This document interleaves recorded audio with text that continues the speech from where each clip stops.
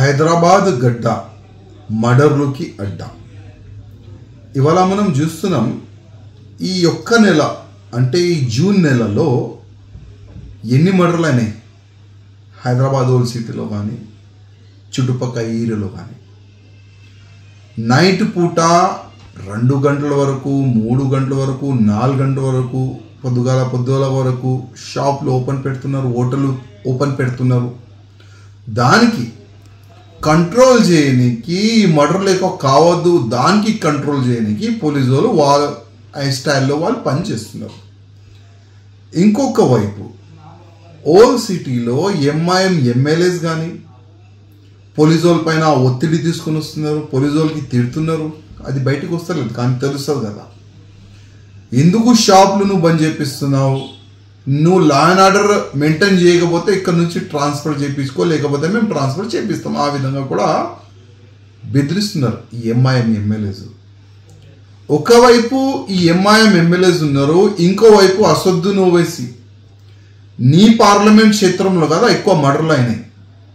Murder ఎవరిదవుతుంది, అది నీ కులమూలే కదా, నీకు కనబడతలేదా?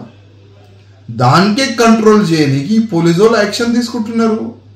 నైట్ పూట అక్కడిక్కడ ఎవరైనా కూర్చుంటే వాళ్ళపైన యాక్షన్ తీసుకుంటున్నారు. హోటలు నైట్ పూట ఓపెన్ పెడితే వాళ్ళపైన యాక్షన్ తీసుకుంటున్నారు. నీకు బాధ అయింది, నీయోలే కదా సస్తున్నారు, మీయోలే కదా సంపుతున్నారు.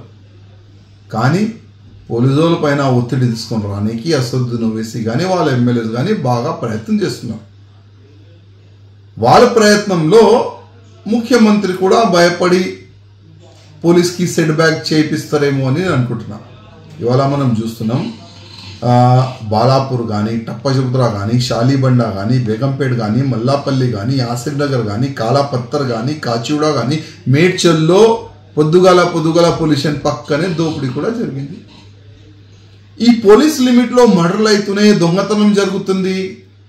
టోటలీ లా అండ్ ఆర్డర్ చనిపోయింది తెలంగాణలో, టోటలీ చనిపోయింది. భయం లేదు. ఇప్పుడు మర్డర్లు చేయొచ్చు, దోపిడీ చేయొచ్చు, దొంగతనం చేయొచ్చు, కానీ భయం లేదు వీళ్ళకి.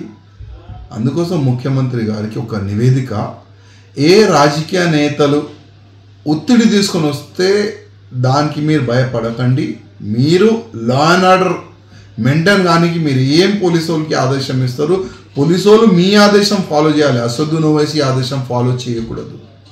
అదే నా ఒక నివేదిక.